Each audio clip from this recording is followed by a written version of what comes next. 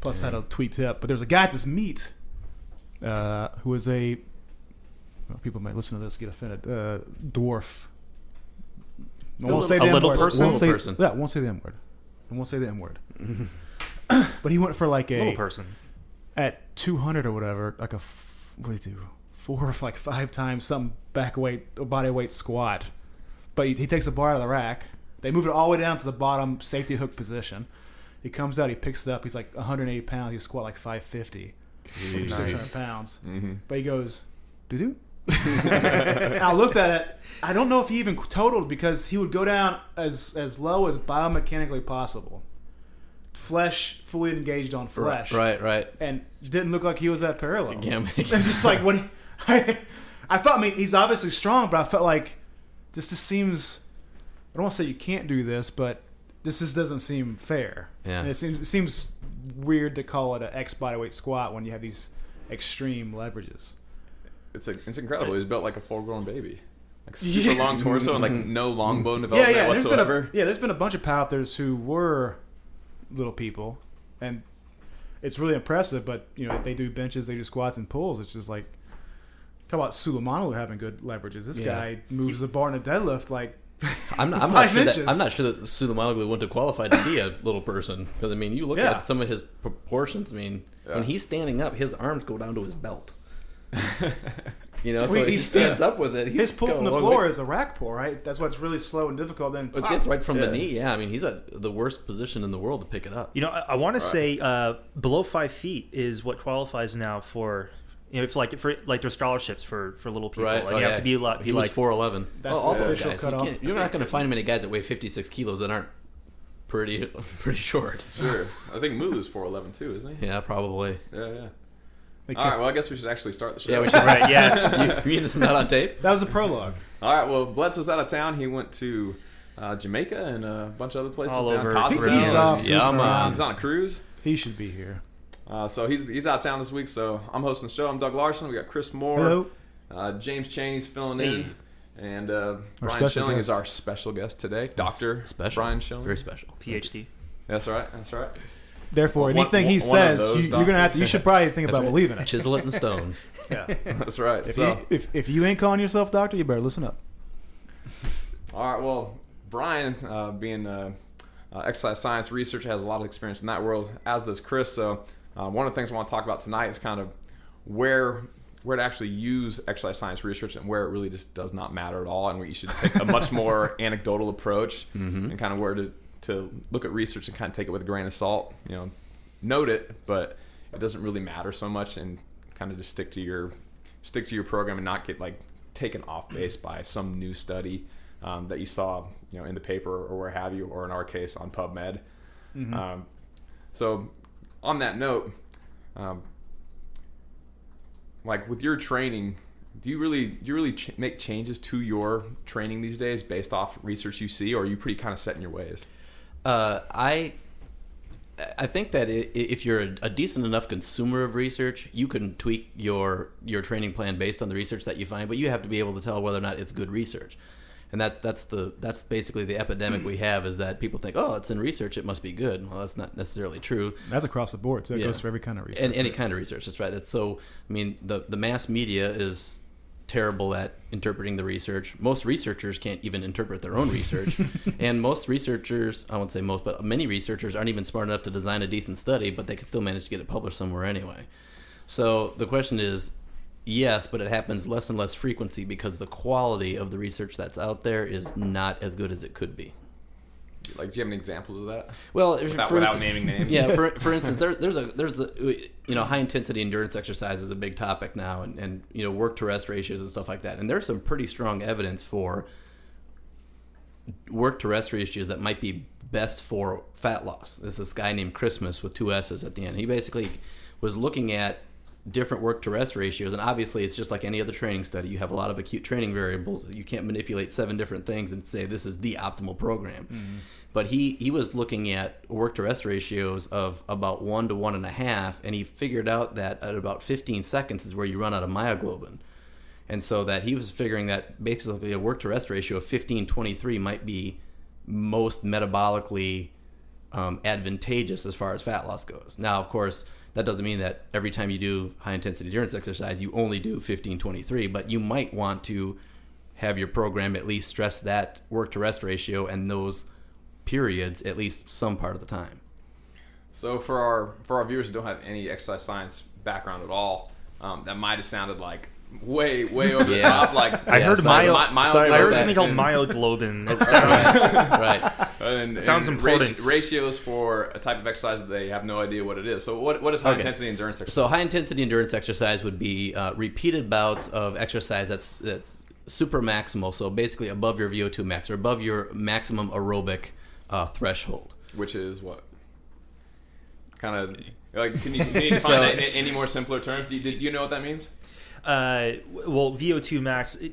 Can you just say that whole thing again? Maybe. Yeah. I think the second time around it'll make more sense. You're working at your above what your maximal aerobic work rate is. So if you we typically measure it with something like some sort of graded test where you start at a low intensity, you ratchet up the intensity. Eventually, you get to a point where we can see that you are no longer using aerobic pathways. You are not using pathways that use oxygen to supply ATP for your body, and you're using some other method, either whether it be the ATP that's stored in your muscle or glycolysis or something like that. That's because you've surpassed your oxygen. Yeah, Bingo, James. You can't keep up the rate of work because the aerobic pathway is not fast enough to keep up that rate. So any exercise that's over that, typically it's done for shorter periods and some sort of work to rest ratio, which is very popular. I mean, it's kind of ingrained in the CrossFit type mentality. Yeah, Tabatas are really popular. 20 on, 10 off. Yeah, Tabata is one of them, which is grossly misinterpreted, which is actually a great example of why people can't interpret research very well. But so anything that's done at that super maximal intensity and then some sort of work to rest ratios. Well, with the Christmas article, what he's really saying is that when you start doing any type of exercise, you always pull in ATP first from your local stores of ATP, but you're never. Let's back up on that again too. So ATP is just what you use for energy, right? Yeah, I'm not very good at this again. Yeah, ATP is the fuel for life. It's the metabolic energy that we use to supply for muscle contractions in this case. Mm-hmm. So in that case, when you're never using 100% of one or 100% of other. It's always kind of this gray continuum of where you're working a little bit more aerobic, a little less aerobic. What he's saying is that you keep aerobic, but you're using the portion of your aerobic metabolism that is locally stored oxygen. Most people have heard of what hemoglobin is. Well, hemoglobin is what stores oxygen in the blood. Well, myoglobin is what stores oxygen within the muscle.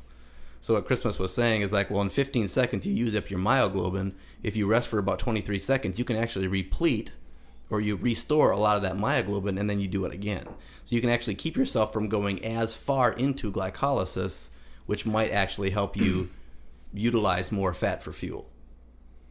And I guess it'd be You catch all that, James? Makes sense. Sure. And of course, if you can Say it recover, convincingly. I guess the deeper you go into other pathways, I guess the harder it is to recover rep to rep. I guess your power per sprint or whatever you're doing will probably go down. And I guess your session to session recovery might take a hit too, especially if you're on like a low carbohydrate diet or something. That's true. The idea behind training as optimally as you can versus what probably a lot of CrossFitters are guilty of is training maximally as you can all the time on every fucking thing you choose to do. Well, of course. I mean, that's why we say do that it. on the radio. Yeah. Okay. Yeah, this is not FCC regulated. Well, good. What do You you can say? say whatever you want. What did you say? What did you say?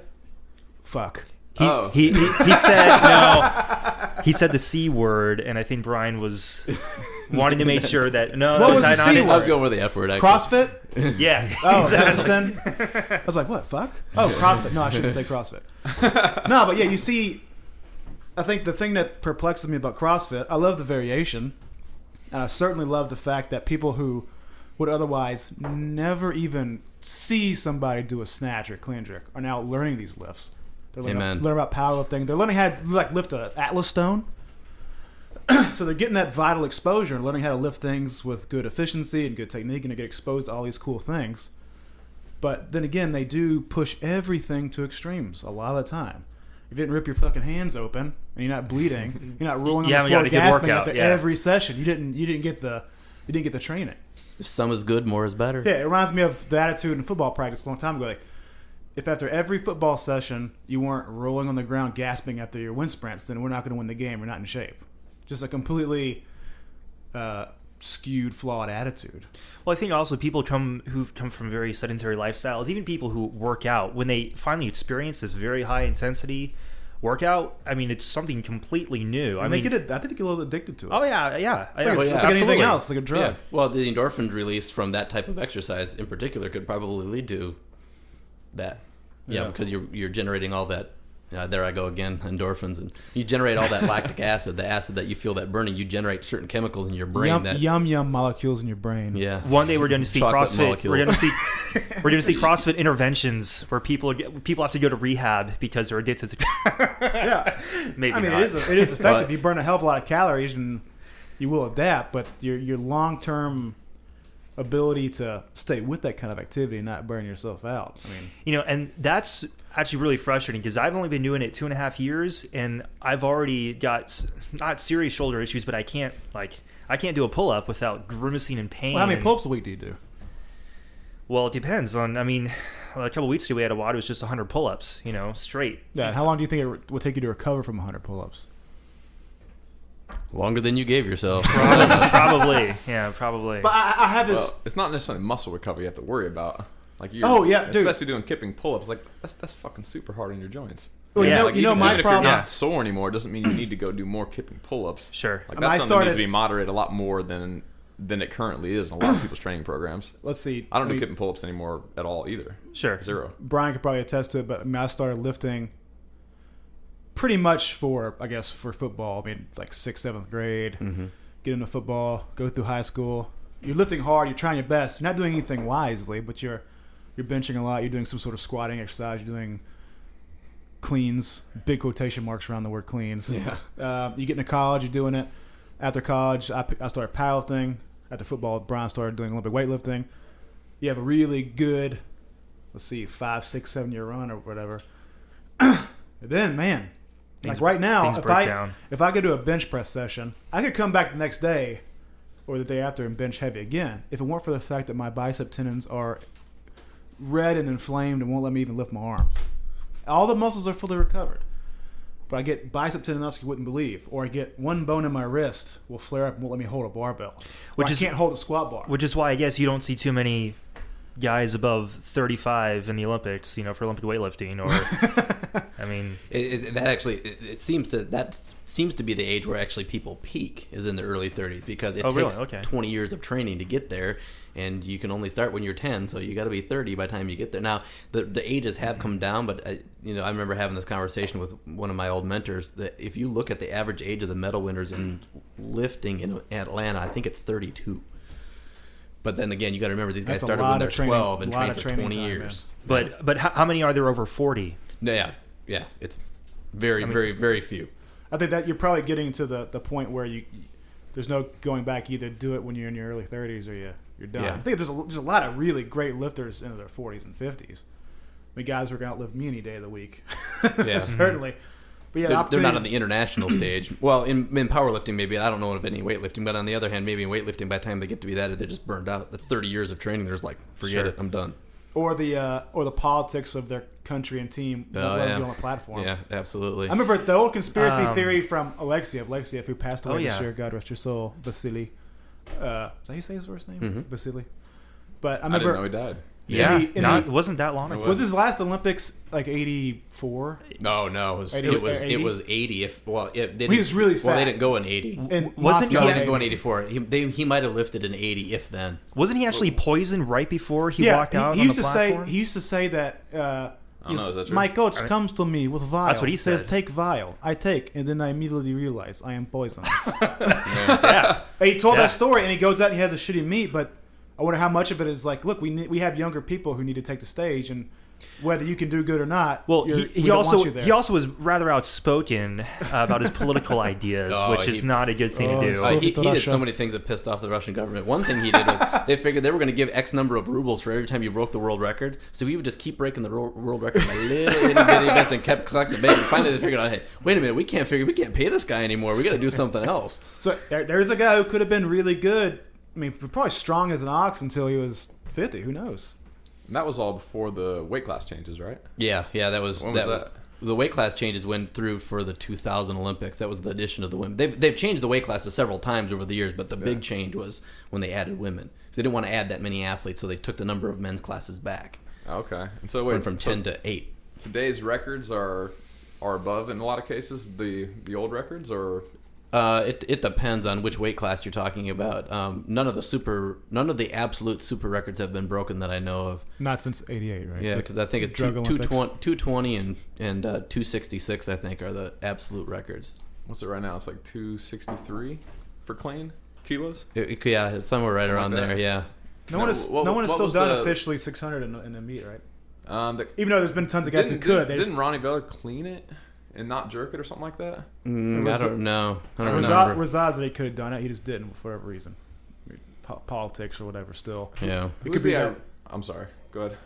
No, I was just trying to think. I mean, in that golden era of the 80s up to 88, whatever the. Yeah, 88 was the one to watch. I mean, if you I don't look at think- the records for the supers from 88, it's like Krostev snatch is a world record, Taranenko clean and jerk's a world record, and then who was it? Kurlovich beat them both in the total.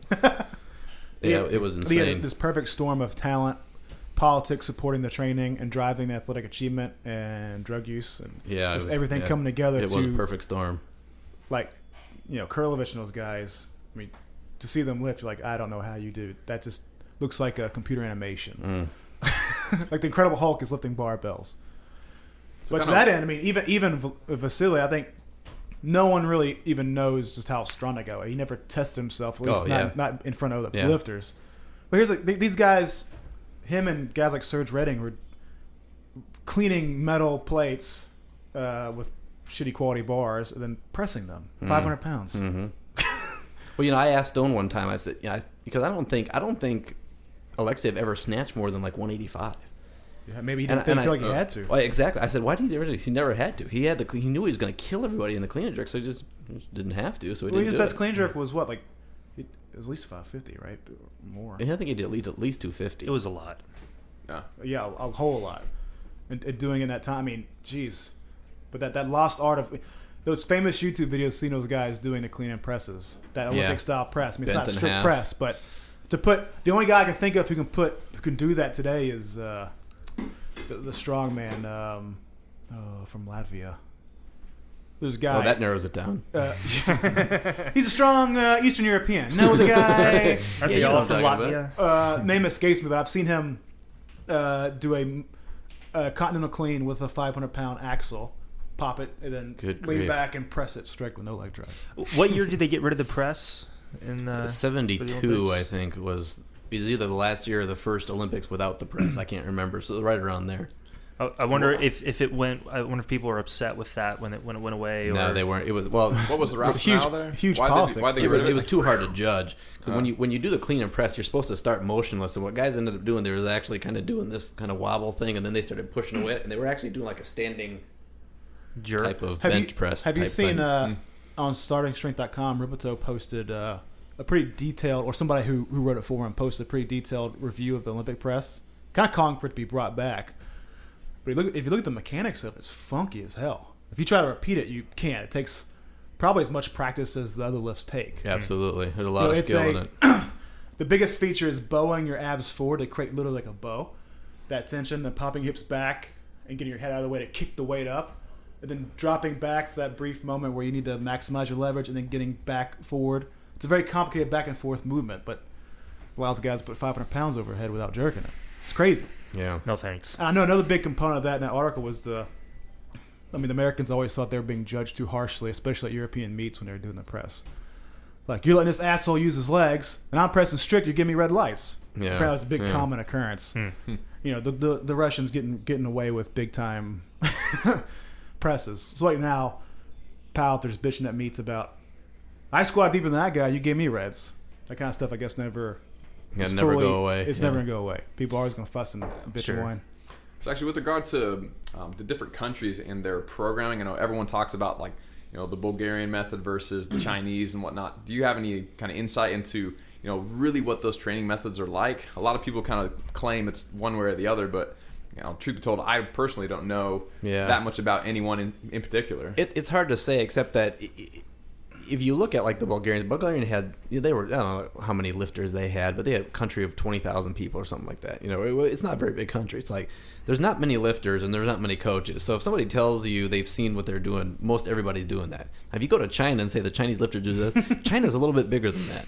There's a lot of lifters in China. I don't think every lifter in China is doing the same thing. It's probably the same thing with the Soviets. The Soviets had 500,000 registered weightlifters in the 80s. Half a million weightlifters. Let that sink in for a minute. So I mean, the fact that as a contrast, how many weightlifters are registered USAW now? You think maybe 4,000, and that includes probably all the people that CrossFit's rounded up. I don't know. It may be more than that, but when I was lifting, it was only like 3,500. What's that you always used to say about China? If you're one in a million in China, there's 1,000 like you. Yeah, there's 1,000 running around. So it's and to that point, when you expose those guys to brutal training methodologies, there's going to be maybe 100 people who tolerate it well, then 20 to 30 who tolerate it really well, then 10 of those guys are fighting for a spot Olympic team, and 2 or 3 go, and then now you have a guy who's doing what you see on YouTube. Yeah. And then you have a guy at a CrossFit go, look what those Chinese guys do. I think I'll try to see what they're doing and incorporate that into my training. Foolishness. You'd hear all the time, well, the Bulgarians don't do pulls. Well, Strassen has probably seen probably more international weightlifting than anybody. He videotaped somebody, I guess in '96 in the training hall, Bulgarian guy doing pulls, and he said, well, and he actually Strassen made a comment. He's like, well, yeah, this is proof that Bulgarians do pulls at least sometimes. It doesn't mean they do them all the time. It doesn't mean they do them as much as the Russians did, but they do them. And the interesting thing about it is when he did them, it looked exactly like he was going to clean it. It didn't look like some different lift that some people do. They call a pull. It looked just like he was going to clean it, and that's the only pull that's any good. Trying to set a gym record for how much they can pull instead of working on their technique. Like a deadlift.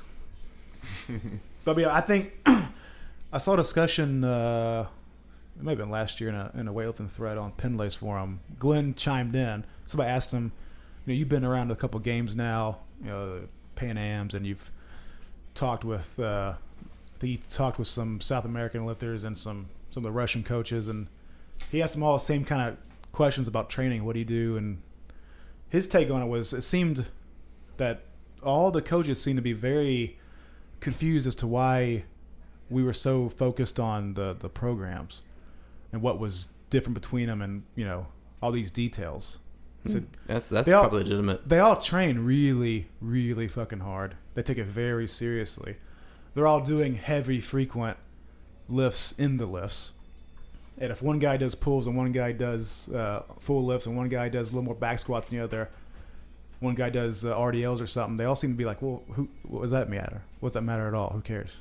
So for people that don't have the other things that are more important than that. I was going to say, for the people that don't have as much of a physiology background as you might, Chris was talking about frequency, and weightlifters tend to do a lot higher frequency for their lifts than powerlifters do, for example. So you might come in 5 days a week and do snatch, clean and jerk, and front squat 5 days a week, where powerlifters are not going to squat, bench, and deadlift 5 days a week, ever. Like, why is that even possible? Yeah, well, the relative loading is less. I mean, the absolute load for powerlifting is greater in a lot of cases than it is for weightlifting. So you can get away with doing that. As a matter of fact, if you look within weightlifters, you can see that they'll snatch more frequently than they'll clean and jerk, because clean and jerks just tend to beat you up a little bit more. Now, obviously, it would be a mistake to say that everybody does that, because some people, if they really need to work on the clean or jerk, they might clean and jerk more frequently. And I think that's where some of this problem comes from is, we're going to these international meets and we're seeing these guys 2 or 3 weeks before they lift and say, well, that's what they do all year round. It's like, no, okay, there's 52 weeks in a year, pal, and you just saw them for 2. Mm-hmm. To assume that they're doing all the same thing, that they do these 2 weeks is a mistake. Mm-hmm. But it's all relative, so it's not only different between the snatch and the clean and jerk within lifters, but if you look at the different weight classes, you'll see that lighter lifters lift heavier relative weights more often than heavy guys, because the absolute load is heavier for a heavy guy. I mean, I don't think, Kurlovich was clean and jerking 260 on a weekly basis, but you would watch Suleimanoglu and you could see him. Now, he's obviously a freak, but he would do ridiculously heavy weights right before the meet. I mean, days out, he's snatching world records. Days out. So for those people in the audience that don't know who Suleimanoglu is, he's basically one of the greatest weightlifters of all time. Michael Jordan of all time. He's the greatest weightlifter. If you look at the numbers. What was that meet he did, the Olympics, where every lift he took was a world record? That was the 88 Olympics again. He basically he sets a world record snatch on his second attempt, I think, and then a world record snatch on his third attempt. He comes out in his first clean and jerk. He makes a second clean and jerk. And the second clean and jerk, he sets a world record clean and jerk. He's got the world record snatch, the world record total, and he won the meet. And he came out on his third clean and jerk and did it anyway. He didn't have to. The meet was over. He came out and did it and set another world record in the total, another world record in the clean and jerk. And no one's going to repeat that ever. No. And that was his first Olympics also, wasn't it? Or was he there 84? Well, he didn't go in 84 because he was in Bulgaria, so they didn't go. They boycotted in 84. But he actually finished. He didn't lift in the 80 Olympics, but he beat the Olympic champion, I think, in 81. And had he gone in 84, he would have been Olympic champion. So he would have won 84, he won 88, he won 92, and he won 96. And if he wouldn't have been stupid, he probably would have won in 2000 too, but he opened his snatches too high. So he could have been a 5-time Olympic champion. That's 20 years. So the crazy thing about 16 years. The crazy thing about that meet was that, like, I think about powerlifting. In powerlifting, you either showed up and you trained okay and you recovered and you had decent taper. You either show up and you can do it or you can't. Like, you had the deadlift in you or you didn't. It wasn't like, oh, my technique didn't allow me to lock out the 900-pound deadlift. But I think about what Suleimanov did in the Olympic Games, like, to be that heavy relative to his body weight and to be within that tight, super tight margin 6 times to perfectly execute those amount of world record lifts is really astronomically crazy. I mean, to catch 3 super heavy snatches like that without much air at all, and to stand with it, and to do the clean and jerks with that kind of precision is just crazy, mind-boggling. He's in the range of 2.5 times body weight for a snatch and triple body. And triple for the clean and jerk. Yeah, I don't know about. Let's see. I'm trying to think of what he did. He probably was snatching somewhere around. I want to. Well, I mean, he opened in 2000 with 145, so he probably snatched somewhere around 160 sometime during his lifetime, at somewhere right around 60 kilos. And then he did 180 or over 180 at. Yeah. Actually, he might have done 188 if I think back right at like 60 or 62 over triple body weight. I thought I saw a video at one point where he did 190, something like that. I don't know. I saw him front squat like 210. That's a really famous story about him. He's at the Atlanta Olympic Games, and he's a couple days out, and he takes 210 out of the rack and he goes down with it and he gets stuck, and he dumps it, strips it down to 150 kilos, power cleans it, puts it back in the rack, loads it up to 210, backs out again, gets down, gets about halfway up and gets stuck again and drops it. Strips it down to 150, power cleans it, puts it in the rack, takes his shirt off. He's got a singlet on. That was the problem right there. That's right. He puts his singlet straps up and then he goes and wastes it on his third attempt. That's what I do in the gym. I just take the shirt off and everything goes up. How many plies was that singlet? That's what Unbelievable. a powerlifter Yeah, is. that's right. All right, guys, we got to take a quick break and switch out some equipment. We'll come back and continue the conversation. That went quick. How long was that? I don't know how long. That was awesome. 30 minutes. My name is James Chaney. I'm a filmmaker, and we are in the process of producing a documentary film about Olympic weightlifting as we lead up to the 2012 Olympic Games in London this summer. Olympic weightlifting is a really fantastic sport. It's actually one of the most spectator-friendly sports at the Olympic Games. It draws really big crowds and gets really big wows. These guys lift a lot of weight and they move really fast. It's almost inhuman. If you're not very familiar with Olympic weightlifting, that's because in America, it's not the biggest sport right now. In other countries, especially like the Middle East, Eastern Europe, and China, Olympic weightlifting is absolutely huge. Go to Europe and all their biggest athletes, on all their billboards, on all the buses, are their Olympic weightlifters. The United States has some really amazing Olympic weightlifting athletes. What we want to do is follow the top athletes in their competitions as we lead up to the 2012 Games in London. So these athletes are amazing people. They're super dedicated. They don't get paid hardly any money or any money at all. They work other jobs. One guy we know, he works as a janitor, and he's one of the best weightlifters in the world. As right now, we have put together some of the production, some of the filming has taken place. We do have enough equipment to make it happen. We would like more equipment and higher quality computer gear and stuff like that so that we can edit quicker. Also, we need money to travel. We need money to send at a minimum 2 videographers to Guatemala and to London. So as you probably already know, Olympic weightlifting as a sport is very underrepresented in the United States. And so a documentary film like this has never been done before, even though these guys are world-class athletes. One of the reasons we want to do this, and we think we can do it better than anybody else, is both Doug and myself have competed in the past in Olympic weightlifting. We've done many competitions and been members of USA Weightlifting for years and years and years. So we know the people that are involved, we're familiar with the coaches, they're familiar with us, and I think we'll be able to make the connections necessary to get the best footage possible. We're not going to get this opportunity again. The Olympics only comes around every 4 years, and our opportunity to follow these particular athletes is never going to happen again. If you like this project, if you like our idea and what we're doing, just check out on the side of the banner next to the video, and you can see what kinds of benefits that you're going to get from helping us out financially with this Kickstarter campaign. Thanks a lot for watching. We hope you like our idea and our project and what we're trying to do. And with your help, we'll see you in London. Darling, I can't get enough of your love, baby. I hope we're not recording. I like always having the recording on. If we're standing here, it should be on. Yeah, You gotta be able to edit catch it all the later. golden moments. You have the outtakes. Always little golden moments. It's too easy to lose quality content if it's not on. You on, James? Yeah. Cool. All right, good to go. All right, we are back. I'm Doug Larson. This is Chris Moore. Hello. Got Brian Schilling and Leslie Schilling. Yeah, tag team. Yeah. See if we can tear this marriage apart with differing nutritional information. You want Leslie to do a brief intro for those who... Yes, absolutely. Leslie, tell us a little bit about yourself and your background. Okay.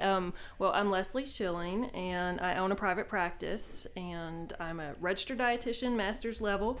Was a competitive gymnast, so sport background, and I'm a certified specialist in sports dietetics as well. Went to Appalachian State in North Carolina and lived in Memphis 10 years, and I've been doing private practice for more than 5 of those, and really love working with people and helping them realize that it's all about eating real food. What else? And what? If you eat real food, you feel real good. Boom. Hey. Trademark. Don't put that shit in your correspondence, folks. And there's one more thing I'll add. Leslie was also a competitive weightlifter, and she has never been beaten in weightlifting competition. This is true. How many meets have you done? Never been beaten. 1. But she has never been beaten. Undefeated. The only one in your weight class for 2 separate meets. I have a trophy. Yes. That's right. But I think your knowledge is really cool because you have athletic background and you know the nutritional concerns of athletes and what they need, and you also deal with people who have very profound conditions where you get to have a whole other array of knowledge. I think that's very cool. Why, thank you. Awesomely cool. Do you specialize in any particular populations, or do you have like a niche that you really go after? I really work with eating disorders, specifically eating disorders, and sport. I also do weight management, but we really find that the 3 of those kind of all roll together. A lot of times you're working with an athlete, particularly a female athlete, you realize there's some disordered stuff going on there, or some disordered thinking regarding their food beliefs or thoughts, or how they're fueling themselves. So, but those are really the places where I feel like I'm really good at those areas. And if you've got somebody who's got renal disease or something like that, I will gladly refer, because not all dietitians are created equal.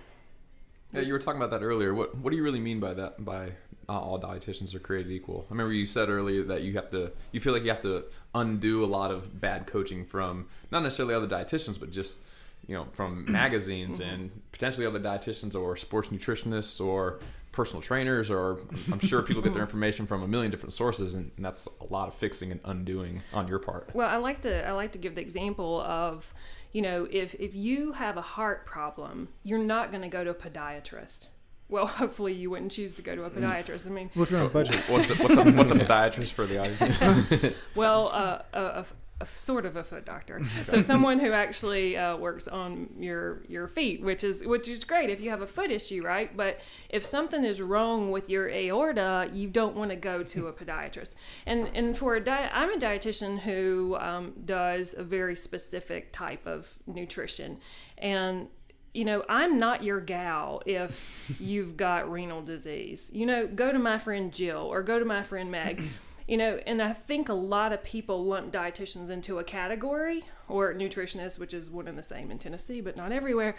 But we're not. We think Learning differently. We interpret research differently if we read it. We don't all keep up. So not all dietitians are actively looking to the research to I don't better think themselves? so. I don't think so. And I think it's much like, it's like, it's physicians too. It's healthcare in general. You want to go to someone who you feel like keeps up, and not necessarily keeps up with what their little sect is feeding them, but keeps up with a broad body of research, which is really hard to do. I mean, I'd like to read more than I do, but I'm very fortunate to be married to a geek who, have research in my fingertips all the time. I don't think he's offended. I think he thinks No, that's one of the better things she calls me. Actually. He did stand a little taller when she said that. Yeah. Hey, I'm a geek. Geek is such a positive word. If you call me that, I'd be super happy. But the thing is, people come to me for specific issues, and I feel like if someone told me, if you're a jack of all trades, you're a master of none. And I think that's very true. And I think so many people try to do way too much. If you don't know how to help somebody figure out protein requirements, you're just going to stick to the point A, RDA or whatever. Mm-hmm. Maybe you shouldn't be doing that. So maybe you should refer that to someone who can make appropriate recommendations for an athlete, or someone who's actually maybe been an athlete and understands the pressures of that, because it's not about being healthy.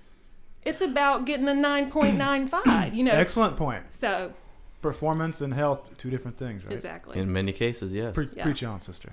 So 0.8 grams per kilo is the RDA for protein. Is that right? Yes. The maximum. Right. So how did that value kind of come about? Do you have any background there, or just values in general for RDAs? Like, what does that even mean? What's an RDA, for example? For Recommended daily allowance, which it meets the minimum need for 98% of the population. So, and the thing is, I think as a population, we have a one size fits all approach. That's absolutely not the case. For, if I've got a client who's got this issue, we're leaving out one food altogether because her gut can't tolerate it. You cannot take a one size fits all. Grains are evil for your gut. You should eat nothing but a paleo lifestyle ever. We'll touch on that. It depends on who you're working with, and that's the thing, is that you can't, one size doesn't fit all, and you have to think about who you're working with, and you have to think about, is this a nutritional issue or is there a psychological component here, which most people totally forget. Mm-hmm. And I think women, being one, I can say this, but women a lot of times have a greater emotional connection with food specifically. So it's a component that can't be dismissed, and it really is in a lot of instances. Being in the eating disorder world, not to totally stereotype eating disorders, but is that primarily women, or is that a misconception? Well, it is primarily women. It's not a misconception, but there is a greater incidence of men than we once thought. It's about 10% of people who seek treatment are men. I'd say that's true in my office, but I also think it's much greater, but because there's such a stigma related, that there are a lot of men out there that have very disordered eating, if not clinical eating disorders, that don't seek treatment. Yeah. Because of the stigma. Well, and men don't go to the doctor anyway for nothing. Sure.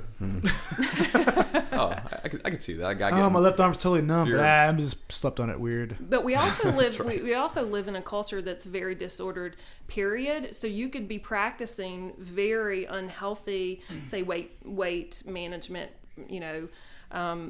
practices or whatever that you're doing, and you feel, well, my friends are doing that, or I heard this, or the lady at Whole Foods or Earth Fair or wherever you're going said this was a good idea. So I mean, we are actually promoting disordered eating in many environments, and in a lot of sport environments, aesthetic based sports.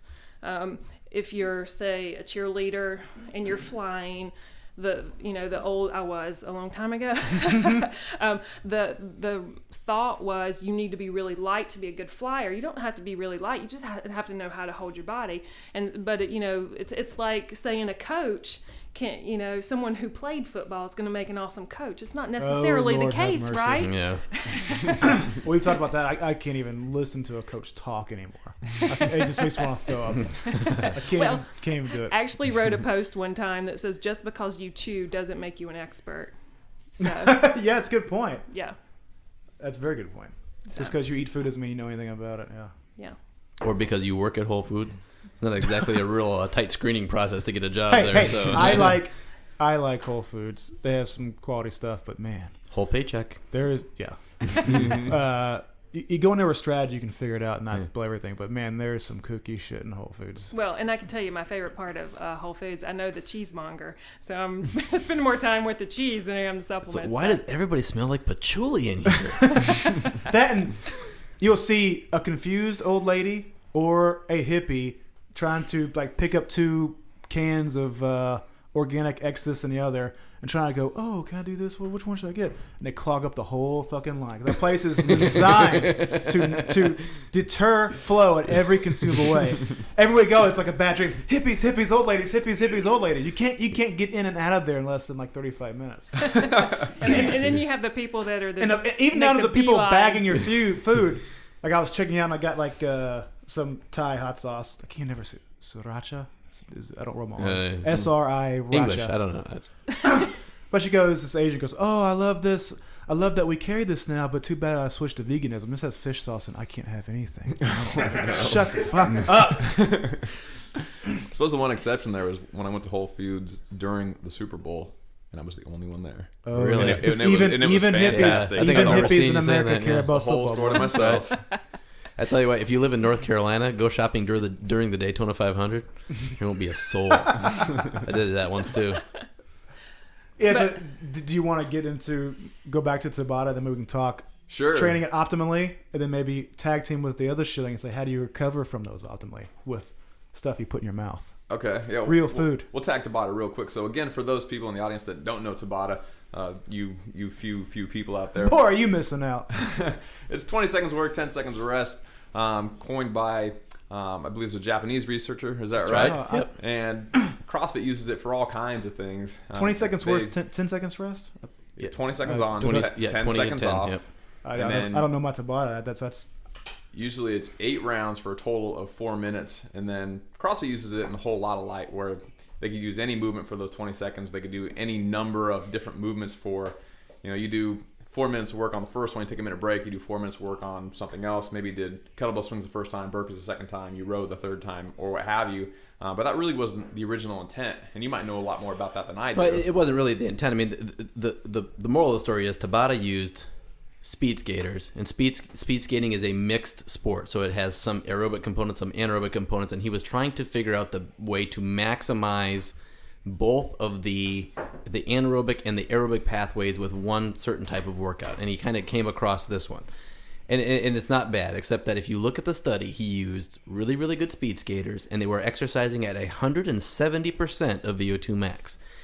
You could call petting your dog Tabata. It doesn't make it Tabata, okay? Unless you can pet your dog at 170% VO2 max, which I don't think you can do. Nor can you swing a kettlebell or do pull-ups or any other bullshit like that at 170% VO2 max. So basically, they're working at 100% effort. They're at 100% VO2 max. Yeah, basically. Effort, Yeah, though, basically. for right. ease sake, for But- people but that it don't was- know what but- VO2 hauling max ass. is. But it was on a cycle ergometer. So there's no rest period. There's no eccentric component. There's no, pause period between reps or anything like that, like in a burpee or anything else, or rowing or whatever it is, because you don't have a catch.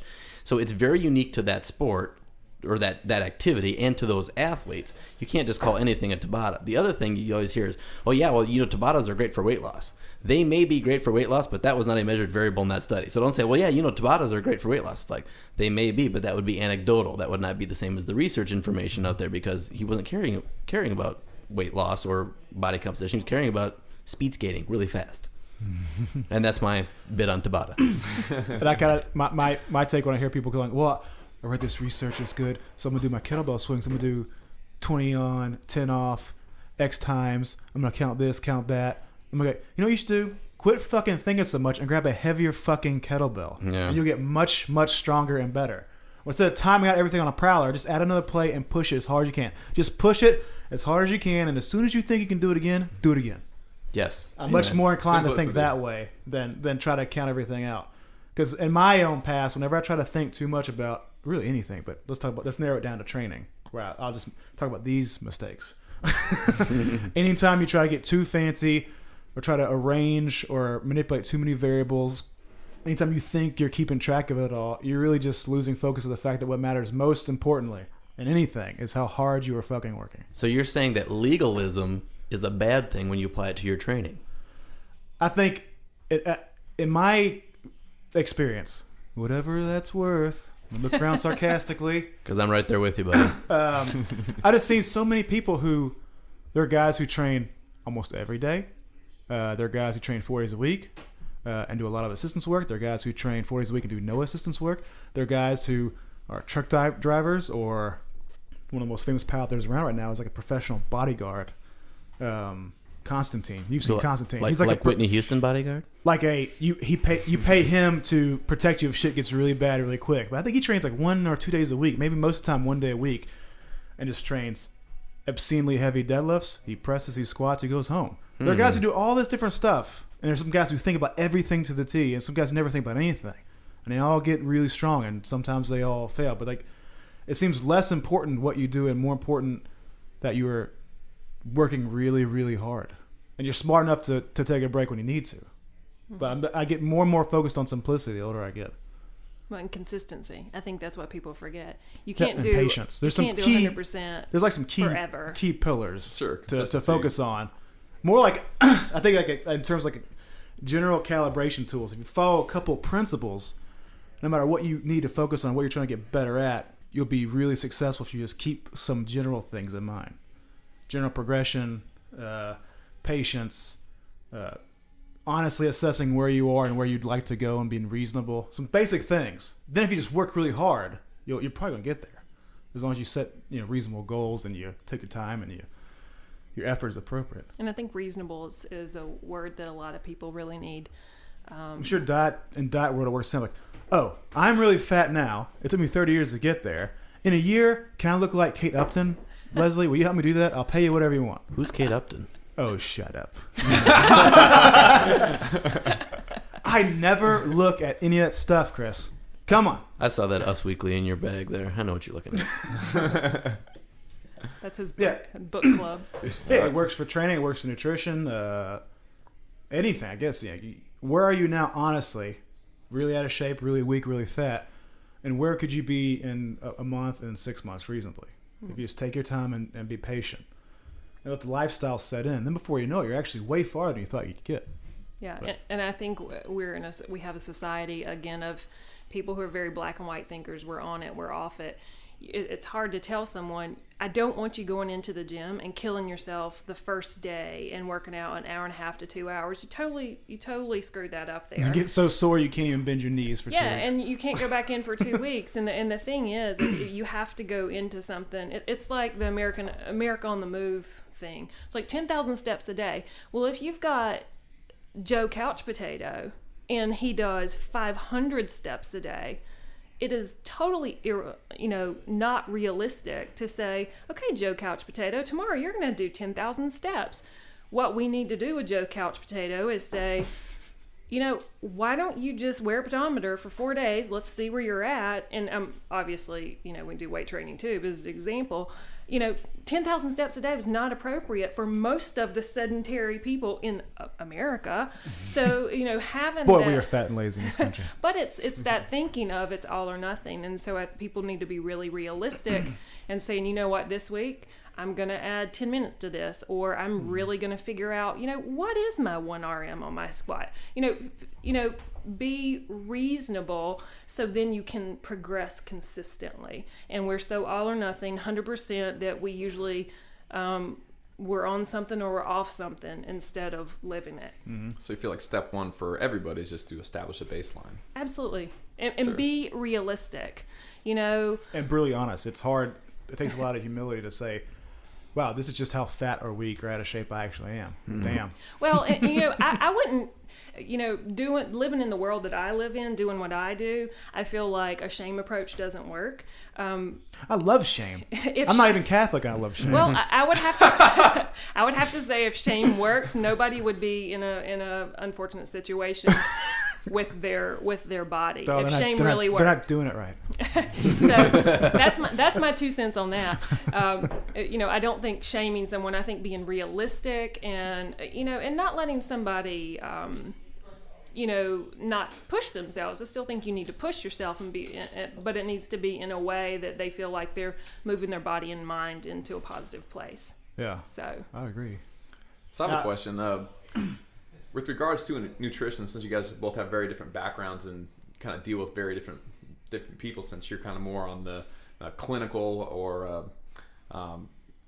what do you say, eating disorder side of things, excuse me, and you've been more in the sporting world your whole life, how does your guys' approach to nutrition for yourselves differ? Like, do you guys eat pretty similar the majority of the time? Do you make your own separate dinners, or? Ron's a fan of bacon, this I know. I tell you what we do. First of all, we eat at home a lot. And we cook a lot. That's one of the reasons that we built the kitchen we did. So that in there is part of the thing that the general public doesn't get. You can't eat at O'Charlie's. No matter what you think you're eating on the menu that's not as bad as something else, you can't eat that way and be healthy. So it's cheap, it's low quality, it doesn't taste as good as what you'd cook in your kitchen. I mean, and then people, and others would probably say the same thing. Then they make cooking out to be something bigger than it really is. It doesn't really take much once you learn a few things around the house. So the answer to that question is, we do a lot of the similar things. I've learned more from Leslie about what we do than she's learned from me, for sure, and especially when it comes to behaviors around food. I mean, I can talk about the chemistry of it because it's, I'm a geek, as we already established, and I can talk about that, but the behaviors that are wrapped up in food and how and why people eat what they do, which is somewhat related to the chemicals as well, but I've learned a ton about that from her. So, well, yeah, and I like the brownie example we were talking about earlier. You are not going to sell me a brownie in a package.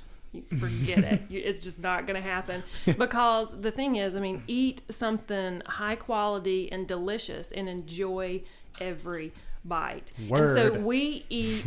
we try to eat real food, and every once in a while you have to grab a bar, or you have to eat something. So there's that, and we don't eat perfectly, and that is not something that I strive to do, because it's very unrealistic, and I think it sets people up for problems to feel like you've got to hit this crazy bar. I think you have to have standards and things you want to achieve, and I'm a believer of 80-20. But we were talking tonight, it's not, oh yeah, okay, I've done 80%, now I can go crazy. That's not what it is. It's I do that on my one cheat day a week, though. God, I love it. Well, and I will say that's something that I feel like we need to get away from. If you say something you're cheating, then you're on a diet. If you're putting in foods and somebody brought you something decadent that doesn't fit into what your typical lifestyle or your typical way of eating, and you enjoy it and you move on, there's nothing wrong with that. And probably if you got emotional satisfaction out of that little cheat you did, and it lowered your stress that much, it's kind of like in this book, The Evolution Prescription, this doctor says, red wine may or may not be good for you for all these chemical reasons. Turns out maybe that's bullshit, because that doctor got caught manipulating his data. Resveratrol. But he said the real benefit could be that the real benefit could be that if you have a beer or a glass of wine, it drops your stress, and that has profound effects on your health. So maybe you eat a real brownie with big chunks of fucking caramel and chocolate in it, and it made you smile from ear to ear, and you relax on the couch and forgot about all your worries. That is worth the real brownie. Well, and something profound impact on your emotional well-being. And paying attention to the food. We're so programmed a lot of times to just, okay, this is my little portion of my rice, and this is my little portion of my boiled chicken, or whatever boring food you're deciding to eat. Then, how satisfying is that if you're sitting there and you're checking your emails at work and you're shoveling in whatever you've decided that's your lunch for that day, when you stop eating and you realize that your food is gone and I just did 14 emails and that's great, a lot of times we're still unsatisfied, so we're like, okay, I need to go to the vending machine, or I need to do that. People do not pay attention to what they're eating, therefore they need to eat more, because they didn't experience the first time. And we live in a society of food porn, which is food TV. Now listen, I like food TV. And like what Brian said, I like food TV. It gives me some good ideas. But I'm a dietitian who deals with eating disorders, and I am still triggered to go out and buy all this stuff and make what Rachel Ray or Ina Garten or whoever just made. So it's very triggering, and then it gives people this idea that that's what eating or cooking really is, and it's not. The key to nutrition, there are 2 keys, and it's not reading a food label or whatever. It's awareness, so know what you're doing, and have a plan. I mean, it's that simple. And people fly by the seat of their pants, and then they're going to end up in bigger pants. That's how it works. So don't go to the grocery store hungry. So, I mean, it's people just really need to pay attention and be realistic and try to define what real food is for them. It's not, a processed fiber bar that people call health food. So you said there's 2 things: awareness and have a plan. Awareness and planning. Awareness you kind of define loosely as know what you're doing, which is a big category, and that probably requires potentially years of study to really know what you're doing. Or a couple weeks of writing it down and not being judged. It's not like what judging yourself. What are you actually putting in your mouth that you don't realize you're putting in your mouth? It's not awareness of what, it's awareness of how you're eating. Are you eating in front of the TV? Are you, like I said, this stuff I've learned from Leslie. You are born with cues that tell you when you're hungry, when you're full.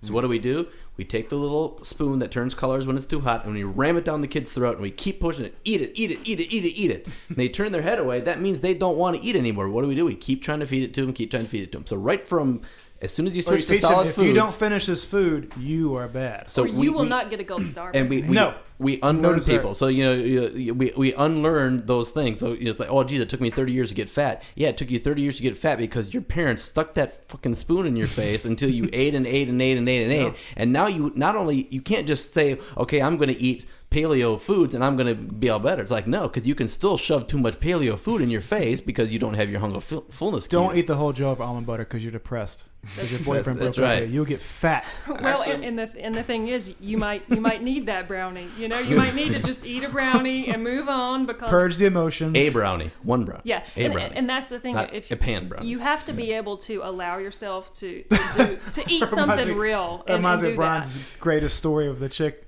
the pizza eater.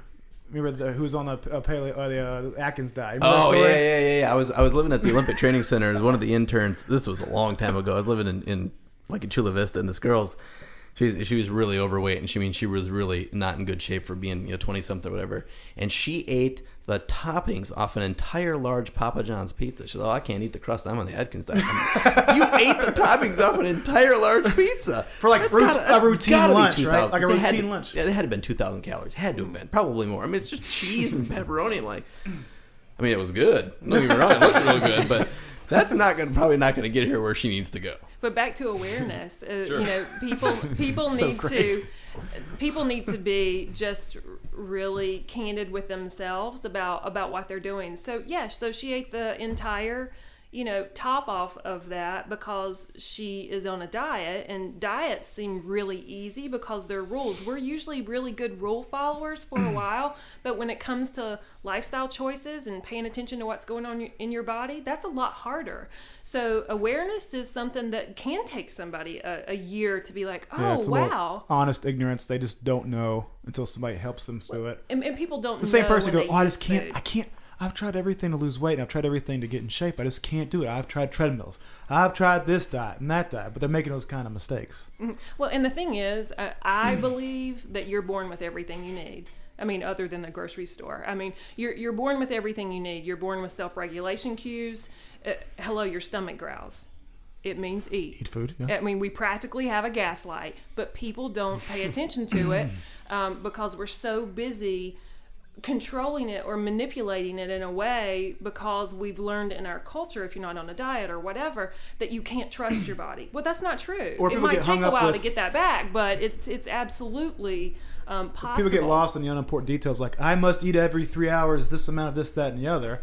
Yeah. When in reality, that your physiology is not attuned to rigid, structured time eating. I mean, if you want to talk in paleological terms, sometimes you'd be really hungry and it coincide with you having a lot of food. You'd eat all you could find. Sometimes you don't have a lot of food. You go without. Sometimes you would eat a handful of berries, this, that, and the other. So I guess being too strict in that legalistic mindset with training and, in this case, diet is also very bad. And it sets people up for binging. I mean, the thing, I think paleo. Let me be clear. Binging is very fun. Yeah.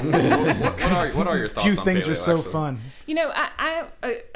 I don't take a legalistic approach to anything, but I think, first of all, I think a big problem with paleo is that somebody put the last word on that as diet. I think paleo is.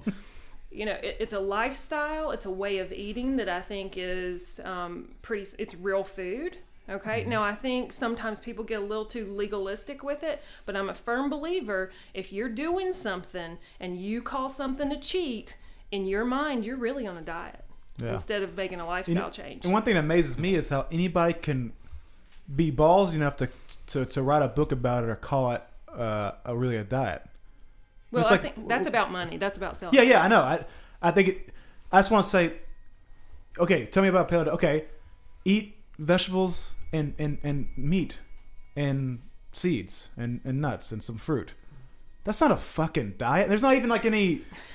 There's not even really even huge limits on how much. Whatever. Eat a lot of vegetation. Fill the rest of your stomach up with meat and some seeds and fat and stuff. Eat a little bit of fruit. There you go.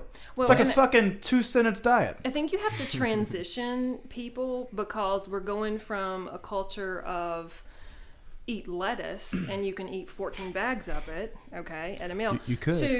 To slow down and pay attention. That's the thing that paleo is missing. Paleo is missing the innate, and you would think innate would be something that they didn't miss, but the innate ability to listen to your body and know that you've got these regulation cues that help guide you. You're right, like eat every 3 hour thing. Well, you know what? If you ate 3 hours ago and you had your bacon and your eggs and your fruit and whatever and your butter, whatever, and then 3 hours, okay, it's 10 o'clock now, I have to eat. Well, if you're not hungry, friends, you're overeating. So I don't think that's a good idea. So, I mean, you really have to be able to balance that with, use your own logic to make some of these decisions. So with eating frequency and also, let me tickle Brian's fancy on this one. Do you think, like in terms of training, people get lost in details. Do you think the details of macronutrient intake really matter in terms of maximizing athletic performance? Okay, I want to gain muscle. I'm going to count every gram of protein I consume like this was my religious calling. And if one day I get 50 grams too little, I go into deep depression. I gotta eat. I gotta make up for it. I gotta do this. I gotta do that. Does it really matter how much day-to-day protein you eat? I think that's a fantastic question. Now I don't have a research article to recite for you. I can't believe anything you're about to say at the moment. Well, I think you'll really appreciate this, and I'm not sure anyone can disprove what I'm going to say, but maybe they can. Your brain thinks in 24-hour segments. Your body doesn't.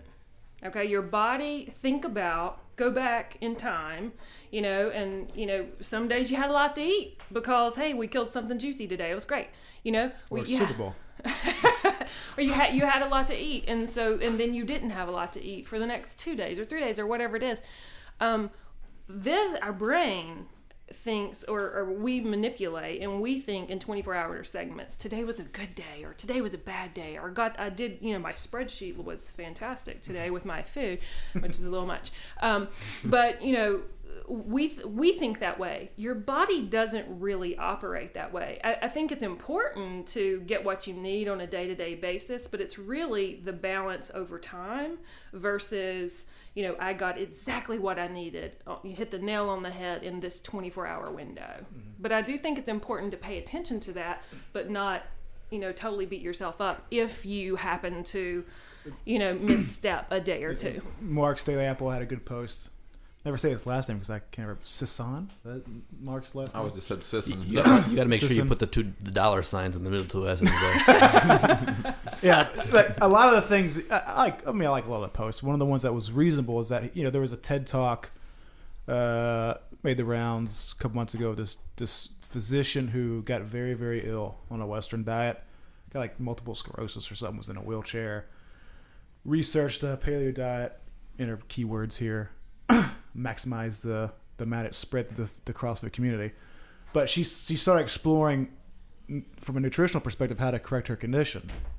Omega-3s, grass-fed meats, wild-caught fish, loads and loads and loads of vegetation. She advocates like 2 full dinner plates each of green leafy vegetables, sulfur-containing cruciferous vegetables. Is that right? I'm trying to think back to nutrition class. Fucking broccoli, and everything looks like broccoli. And then a big couple plates full of bright, colorful veggies and fruits. And she's like, every day, eat this, and your disease will go away. Wow, round of applause. Brilliant TED idea. And the Mark guy, on a not overly self-promotional blog post, commented, like, yo, I commend her for that. But that's a hell of a thing to try to do every day. And as soon as you start thinking about day-to-day, must get this, must get that. Yeah. How big are those plates? Is that a 7-inch plate or a 9-inch plate? Because if it's a 7-inch plate, that ain't going to be enough green I shit. I looked at it, and I go, I'm not going to be able to eat that much fucking greens a day. That's crazy. And I put a lot of greens. Toilet half I the put time. greens in my shakes. I'm eating greens at breakfast. I'm eating greens at dinner. I'm not getting anywhere close. But he's like, what matters most is this sort of there's days of bounty. There's days where there's no bounty. So one day I came across red cabbage. I eat and enjoyed what I found. The next day I find green leafy vegetables that I find a good deal at the grocery store on. Some sort of purple ass fruit. Oh, I'll get that. And stacking up the benefits of each thing over the course of a month gave you a pretty good wide array of nutrients. So it's a very good. Well, that's actually you actually made a good point there, and that there's one of the strengths of the paleo is that people don't realize that the stuff that you call food is meant to trick your body to make you eat more. Okay, I mean, if the stuff that's processed and put in boxes and bags is meant to make you eat more. I mean, all you got to do is, as empty carbohydrate. Poorly written as the book is, Leslie knows the one I'm talking about right now, where he talks to all the restaurant people and how they manipulate fat, salt, and sugar to make you eat more. It's not just that this food is not good for you. It's meant to make you not think about the hunger fullness cues that you were born with. It's meant to fool those systems. So by limiting food choices to more natural foods, you're going to at least move in the right direction in some things when it comes to the behavior. Now, if you're eating your food in front of the TV, that's still not a good behavior. Yeah. But you be more in tune to when you're feeling full and when you're not if you're eating foods that are actually really food. I think that's something we have to remember too. And we talk about paleo and, we're out hunting and gathering and all that. You can't eat all the foods that, say, she would eat all in one day if you go back in that time, because there are seasons for food. There are seasons. Now we can have any food we want in any season, and that's wonderful. We don't live back then. We live right now, and we have to be realistic about that, and realistic about, you work at a desk. You're not out chasing a deer all day long. And then the faults are, there's all these little interesting, I guess from an evolutionary perspective, all these little interesting case studies you can make, like you need X, Y, Z wide array of vegetables every day. Okay, well then there are Inuits who for eons have eaten fucking blubber and seal blubber meat and have zero cancer, heart disease risk, have amazing overall cardiorespiratory fitness and wellness. Has been crazy, awesome, unique adaptations to cold and weather and performance that were very... Yeah, but they all have brain damage from the ketones. Just picking. No, that's not true. I had some guy tell me that, though. I said, so like, really? You're telling me that all the Inuits had brain damage? Oh, yeah, they're cognitively disabled. That's why they talk in that weird language. Really? That was a case of selective referencing. So, yeah. Oh, yeah. Which is rampant in the world of research. And again, we fall back to the theme of... poor research interpretation. Yeah, and the media. Again, for the audience, when you're not eating any carbohydrates, which Inuit people would not be doing, they'd be eating not a all friggin' fat. Carbohydrate to be found. I guess pure fat, pure protein diets. Whatever's in the flesh of that seal, other than that, none. Right, so pure fat, pure protein diets, no carbs to be found, and then your brain still has to run off something. For the most part, it runs off glucose.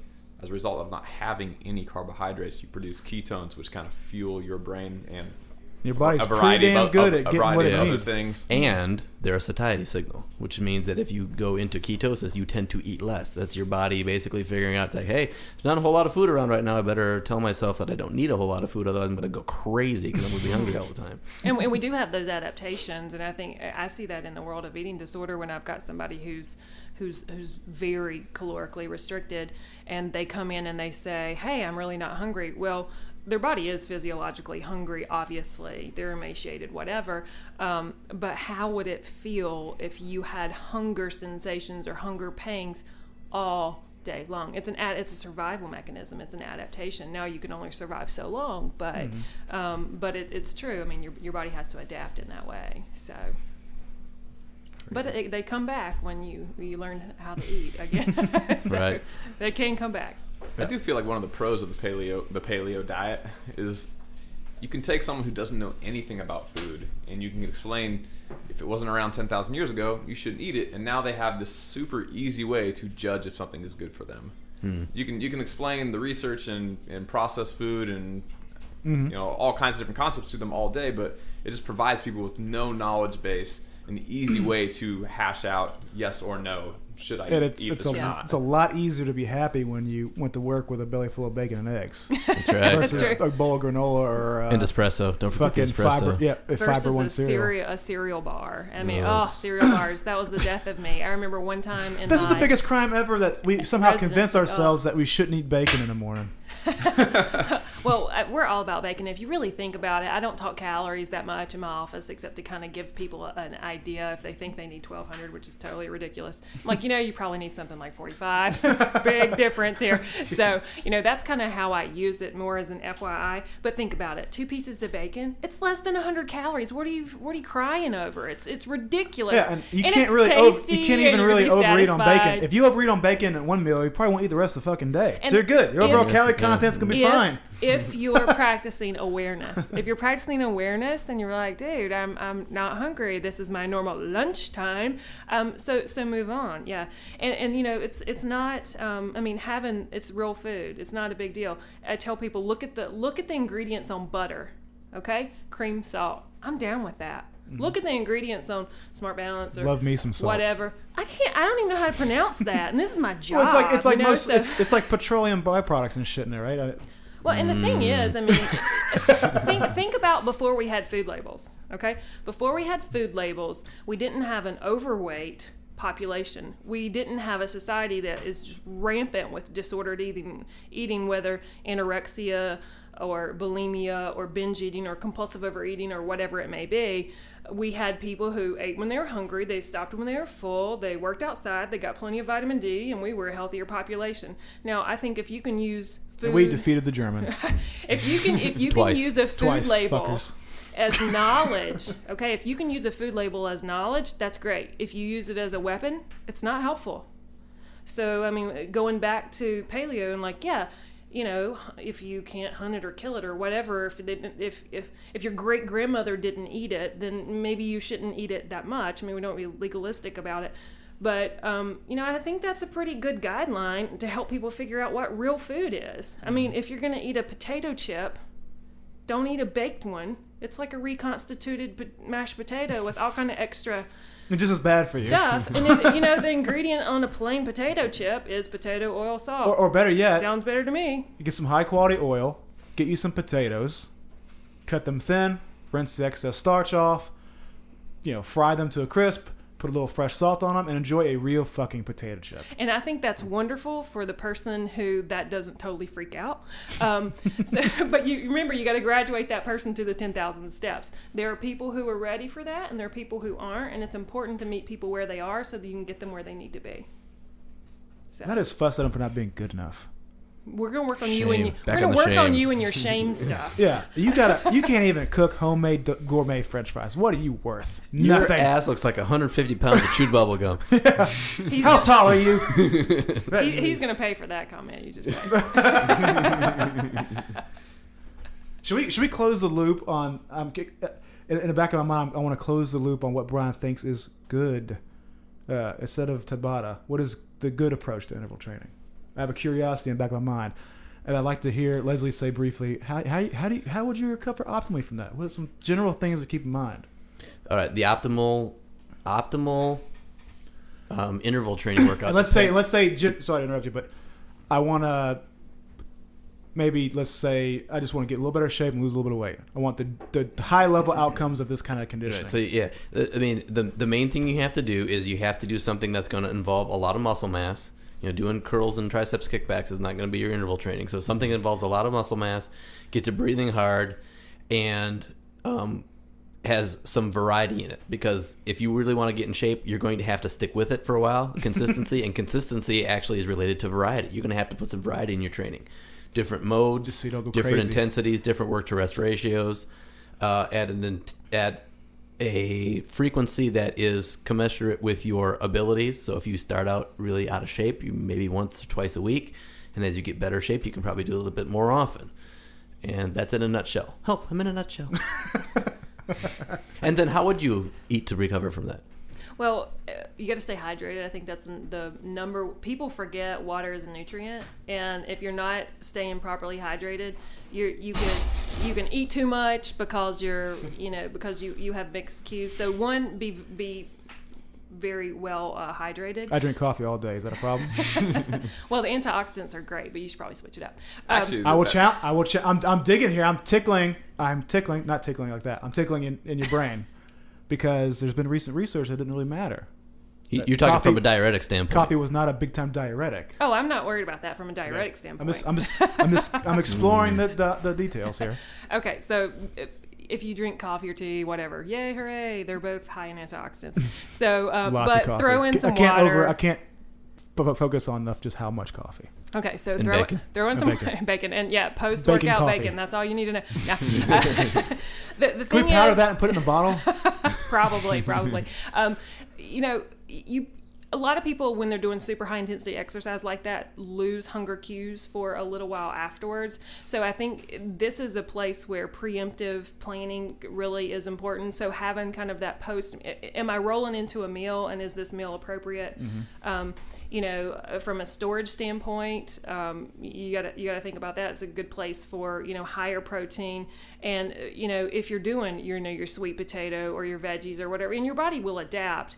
But I think it's important to have that planned, because when you have the hunger cues that hit you later after the minimization of hunger after that high intensity exercise, you can totally set yourself up to overconsume. So the big thing there is planning and knowing what you do I'm feeling that right have now. I'm available starved. there. I didn't have anything after training. And I'm not, listen, I drink a protein shake like the next person, and I think it's funny that, we didn't have that a long time ago, but anyway, I like them. But I think it's something that, if someone is doing like a midday workout and they do need something recovery, and they would typically have a snack at that time, to have something like that for recovery purposes, and then move on to a meal. So to kind of sum that up and make it, bare bones simple, you're saying that after you have some type of super high intensity workout, you lose hunger cues, you might not eat right away, and then when you do eat, you're super hungry, and you could overeat or not make the best choices. Absolutely. And so to kind of moderate that, having something prepared ahead of time might be the best kind of environmental thing to not have you, or at least know what you're doing. Like, I know I can go home and I'm going to make this lettuce wrap with yummy chicken and nuts, or whatever I'm going to do. So I mean, half of the battle is thinking it through, and that's the thing people don't do, is they totally screw up a workout because they have no idea how to feel afterwards. And it's really just thinking about what you're going to do. I think having a good source of protein there is always a plus, but making sure that you know what you're going to do, because if you get too hungry, I mean, you're calling dominoes. so this all comes back to being organized and having a plan. Awareness and planning. A general plan, because one thing I think people start getting caught up on is like, what ratio of macronutrients to have, which I include in the shake, a little creatine, a little this, that, and the other. Like, just fucking eat some food. Remember, you have to use nutrition information as knowledge and not a weapon, because you can really shoot yourself in the foot when you overthink it. It's like going up on the platform and you're getting ready for a clean and jerk, and you're overthinking it, and it's paralysis by analysis, and you throw it over your head. Mm-hmm. So don't throw your food over your head. Right. Gotcha. Actually, here we'll touch on coffee real quick, and then we'll wrap things up. I know you're a super coffee fiend. You're a super Dude, coffee fiend. let's say right now in that boat too. Yeah. we have 3 Decaf super. at the moment, we have but- 3. Yeah.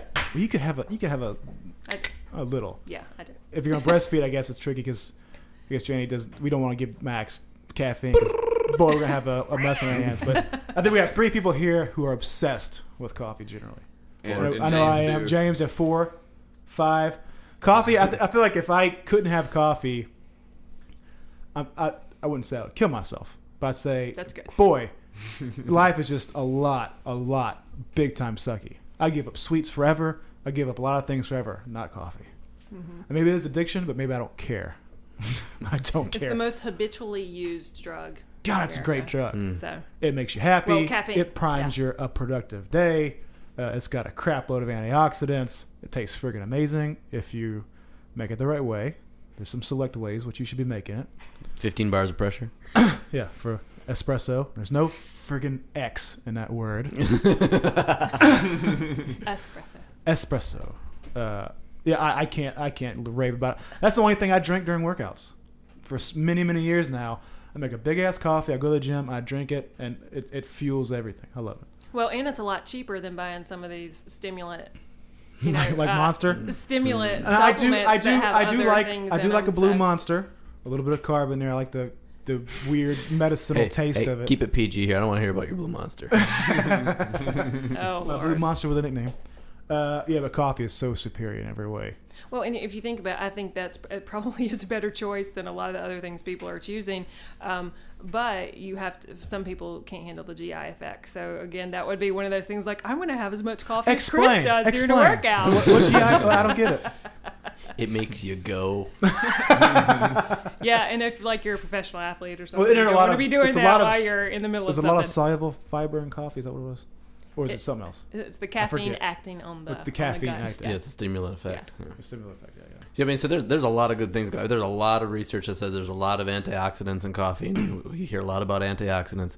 Matter of fact, the Daily Apple just had a post about that. I think it was Monday, about drinking coffee and whether or not it's a diuretic. I read that right before I spent $200 on coconut-infused protein powder. No, right. I didn't. Yeah. So critical thinking lesson That's for right. all you. But yeah, I mean, one of the interesting things there's a few studies out there that compare coffee versus caffeine pills, and the coffee doesn't do as well as far as performance. Now, the question is can you possibly be exactly sure how much caffeine you're getting in the coffee? But it may be that the other ingredients in the coffee negate some of the performance enhancing effects of the coffee. It doesn't make it taste any less good and not make it any less good for you. But as far from a strictly performance standpoint, coffee may not be as good as caffeine. But sure tastes better. We're referring to mostly endurance sports. Most of that research comes from endurance sports. I mean, that research is 40 years old. I mean, that's Dave Costel stuff and swimmers way back. One of my old professors is going to be mad at me that I said that because she actually did some of that. But I mean, that was a long time ago. Forgive you. Most of the newer stuff is there's more current research that's anaerobic in nature, and so I don't think anybody's ever looked at that comparison again. But there's also you can't also forget the fact that if you're drinking hot coffee, you may actually warm your body up. You're just like drinking cold things really cools your body down. To bring back Alexiev, he used to drink a cup of coffee to, quote, rouse the body before training. He also used to drink a lot of vodka and eat a lot of caviar too, so I'm not sure where that all fits in. And didn't Suleiman used to smoke in between lifts? Oh, yeah. at the Smoke and Olympics? drink He was like a maniacs, chain right? smoker. Yeah, a lot of the Eastern Europeans are, especially the Turks, man. Yeah, cup of coffee and a cigarette between the snatch and clean and jerk workouts. I also hear Is about that good recovery? those guys did good. Look at them. Mental recovery. You're all about psychology. What if I steeped mental recovery? the tobacco in my coffee? Well, there And then added is a a shot lot of with then put there is a whiskey lot in with it. the mental component there. I mean, I used to work That's with crazy. a basketball player. He would eat Reese's Pieces and a hot dog and drink a real Coke before every basketball game. This is a pro basketball This is player. the NBA. Yeah. What are we talking about? I know who she's talking about. I know this story. And he would eat it. I mean, he would do it every game. But the thing is, he was on fire, but there was something with the psychology component in his superstition, and that worked for him. So not like I recommended. I was like, I just need to get hold of him. But We could see what we could really do. That guy ain't playing no more. I don't think. We'll have to I don't stay think he is tuned either. next week to find out who it is, right? Teaser. Same bat time, same bat channel. All right, we actually do need to wrap it up. Time is any closing thoughts? Closing thoughts. Appreciate you guys coming out. No problem. Thanks for That having was us. awesome. You bet. We could have kept on going for a long time. Yeah, Doug Larson, Chris Moore, Hello. Dr. Brian Schilling. Yeah. And Everything he just said, you better go back and review it closely. I'm telling you. And Leslie Schilling of Schilling Nutrition. SchillingNutrition.com, is that right? ShillingNutrition.com. That's Okay. right. All right, thanks, guys. Thank you. Later.